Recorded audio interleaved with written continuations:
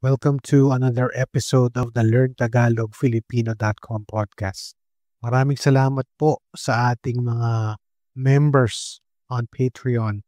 Thank you to all our members on Patreon.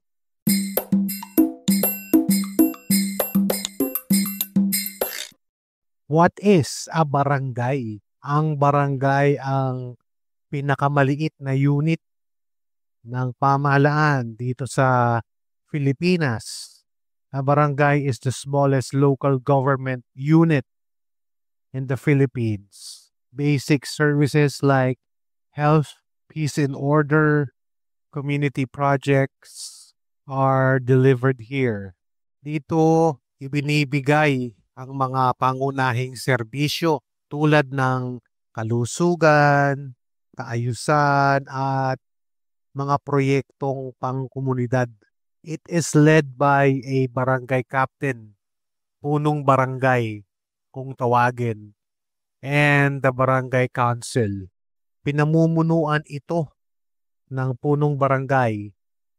Yun ang barangay captain o chairman at ng sangguniang barangay, mga konsehal ng barangay. This is per RA 7160, Republic Act 7160, which calls the barangay the basic political unit. Batay ito sa RA, Republic Act 7160, na tumatawag sa barangay bilang isang basic political unit. Where did the word barangay come from? Barangay derived from balangay, an ancient boat linked to early community formation.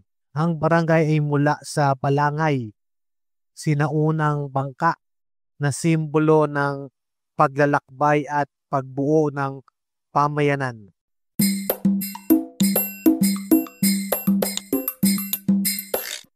Useful words and sentences about barangay. So, unang-una, first of all, barangay hall.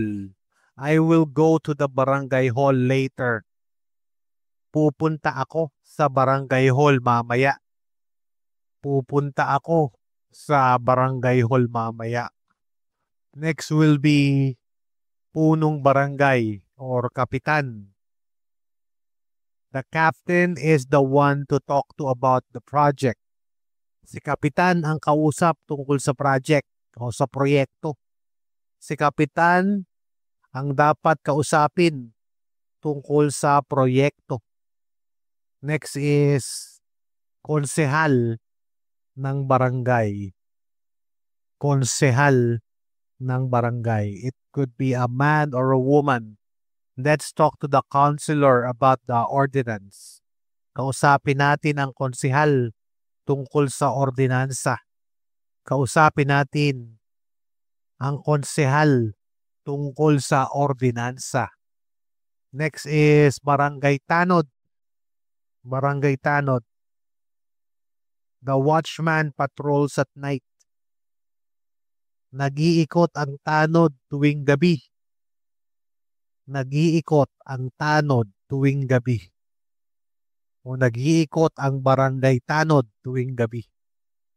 Next is ordinansa. Ordinansa. There is a new ordinance about waste. May bagong ordinansa tungkol sa basura. May bagong ordinansa tungkol sa basura. There's a new ordinance about waste or trash. May bagong ordinansa tungkol sa basura. Next is kapayapaan at kaayusan. Kapayapaan at kaayusan. Peace and order are a priority.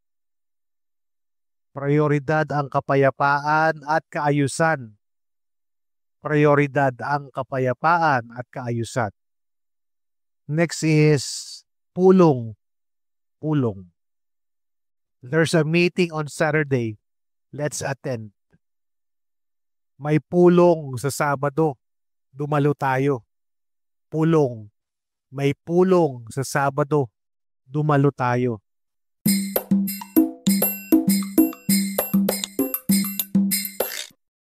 We have a mini story here. Okay, it's about barangay ni Kapliza.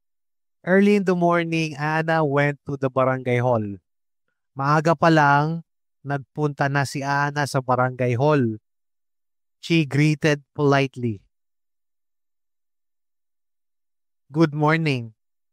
Magalang siyang bumati. Magandang umaga po. The staff said, "Do you need a barangay certificate?" Sabi ng staff, "Kailangan mo ba ng barangay certificate?" Yes, Ana answered, "For my job application." Opo, sagot ni Ana, para po sa pag-a-apply ko sa trabaho. Captain Liza or Chairman Liza arrived and smiled. Do you have your ID and receipt? Dumating si Chairman Liza at ngumiti. Dala mo ba ang ID mo at resibo? Ana handed over the papers and they were processed quickly. By the way, we have a cleanup drive tomorrow. Would you like to join us? Oo nga pala, meron tayong paglilinis ng barangay bukas. Gusto mo bang sumama? I'll join, said Ana. Sasali po ako, sabi ni Ana.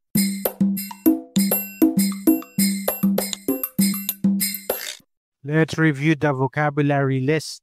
I-review natin ang bokabularyo. Barangay. Village level local government unit. Barangay. Our barangay is peaceful. Tahimik ang barangay namin. O tahimik ang aming barangay. Next is punong barangay o chairman or kapitan. That's barangay head. I talked to the barangay captain about the project. Kinausap ko si kapitan tungkol sa proyekto. Next is sangguniang barangay or barangay council. The barangay council creates ordinances. Ang sangguniang barangay ay gumagawa ng mga ordinansa. Barangay tanod or tanod, community watchman. Barangay tanod. The community watchman patrols every night. Nagro-ronda ang barangay tanod gabi-gabi. Rumoronda ang barangay tanod gabi-gabi o nagro-ronda ang barangay tanod gabi-gabi. Ordinansa. Ordinance or local ordinance. There is an ordinance on proper waste segregation. May ordinansa sa tamang paghihiwalay ng basura. May tamang ordinansa sa paghihiwalay ng basura. Next is pulong. Assembly or meeting, pulong. We attended the barangay assembly. Dumalo kami sa pulong ng barangay. Next is serbisyong pangkalusugan.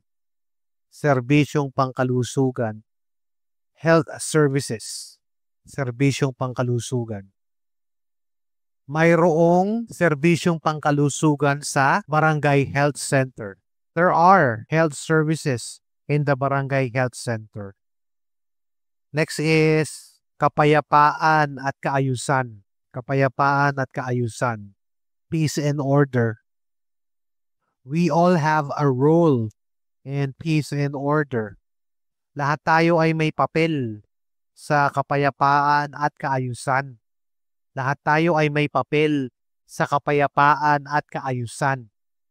Next is proyektong pangkomunidad. Community project. We joined the community project.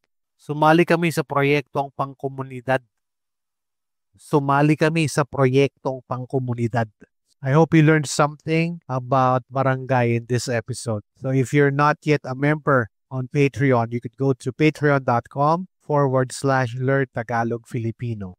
And if you're studying Filipino at kung nag-aaral ka ng Filipino, you can do it. Kayang-kaya mo yan.